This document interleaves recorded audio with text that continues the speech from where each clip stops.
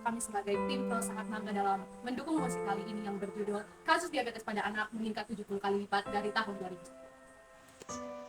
Dua lapisan pembahasan mengapa kami mendukung musik kali ini. Yang pertama mengenai definisi diabetes dan anak. Menurut halodoc.com, diabetes terbagi menjadi dua jenis, yaitu diabetes insipidus dan diabetes mellitus.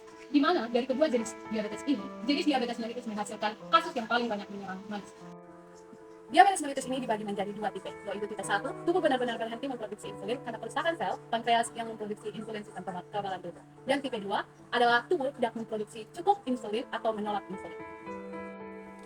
Definisi anak. Menurut Undang-Undang Nomor 35 Tahun 2014, anak adalah seseorang yang belum berusia 18 tahun, termasuk anak yang masih dalam kandungan. Catatan IDAI menunjukkan tentang usia anak yang mengalami diabetes dengan jumlah kasus terbanyak adalah 10-14 tahun, di mana sebanyak 46%. Di mana usia seperti ini seharusnya adalah awal mengenal dunia luar, tetapi sayangnya mereka harus habiskan waktu ini dengan menderita penyakit diabetes ini.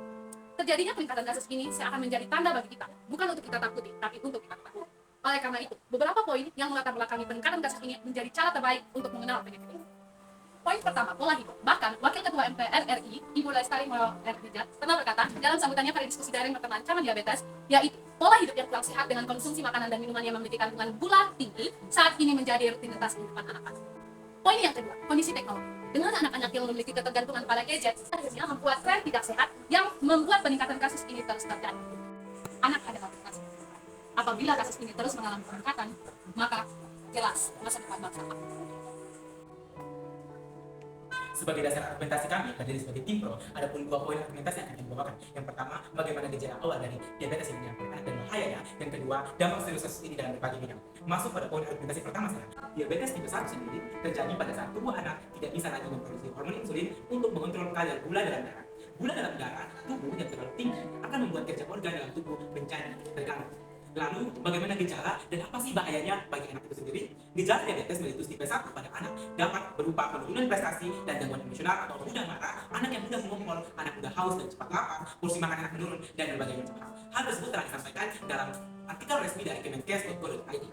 Lalu, bahaya sudah jelas pada kesehatan anak itu sendiri.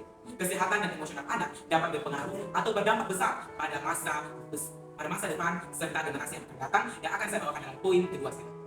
Diabetes tipe 2 ini, yakni kondisi tubuh yang mempengaruhi cara tubuh memproses gula darah atau glukosa. Biasanya, diabetes tipe ini diakibatkan dari pola dan gaya hidup yang tidak sehat. Kami dari tim pro percaya apabila kasus ini lebih dilirik dan diperhatikan pemerintah, maka kasus diabetes tidak akan meningkat sebanyak seperti sekarang ini, terlebih diabetes pada anak. Masuk pada poin argumentasi kedua saya, yakni dampak serius dari kasus ini di berbagai bidang atau berbagai aspek. Dampak serius dari poin ini, yang pertama, dampak bagi kesehatan dan generasi muda. Menurut Ketua Unit Kerja Koordinasi dari ADI, Dr. Muhammad Fizi, jika anak sudah terkena diabetes, dia tidak bisa lagi lepas dari bahayanya seumur hidup. Lalu, apakah bahaya itu? Yang pertama, ketergantungan pada konsumsi obat atau pengobatan tertentu. Yang kedua, penyakit dan komplikasi pada mata. Yang ketiga, penyakit ginjal. Dan yang keempat, kolesterol. Poin kedua, yakni dampak bagi pembangunan serta masa kemasan bangsa Indonesia. Indonesia Emas atau bonus demografi bangsa Indonesia diperkirakan akan tercapai atau terwujud pada tahun 2030 hingga 2045. Dikutip dari situs resmi kemenkes.go.id, kesehatan masyarakat sebagai kunci keberhasilan bonus demografi anak, di mana sebagai tokoh atau pelaku utama dari bonus demografi merupakan dampak besar bagi bangsa Indonesia. Maka apakah yang terjadi bagi bangsa Indonesia kita ini? Yang pastinya dengan produktivitas yang menurun, maka bangsa kita akan menjadi bangsa yang gagal di masa demografi. Maka pelaku-pelaku atau anak-anak ini akan menjadi beban demografi. Kenaikan yang signifikan dalam kasus ini adalah masalah serius. 13 tahun berlalu dan peningkatan terus terjadi, yang berarti belum ada perhatian khusus dan aksi preventif yang efektif terhadap kasus ini. Oleh karena itu, kami mencanangkan beberapa solusi kepada orang tua, pemerintah, dan pelaku usaha. Keluarga memiliki peran krusial dalam memberikan pendidikan bagi anak. Peran orang tua dalam mengadopsi gaya hidup yang sehat serta pengawasan gaya hidup anak akan meningkatkan awareness terhadap perilaku hidup sehat. Di sisi pemerintah dapat mengambil langkah preventif dengan memberikan edukasi bagi orang tua dan anak serta membuat kebijakan fiskal dengan membatasi akses anak-anak ke makanan dan minuman yang tidak sehat. Pemerintah juga dapat menegakkan regulasi yang ada seperti Peraturan BPOM Nomor 11 Tahun 2019 mengenai batas maksimum penggunaan pemanis buatan produk pangan dan regulasi terkait iklan makanan dan minuman yang ditargetkan pada anak-anak.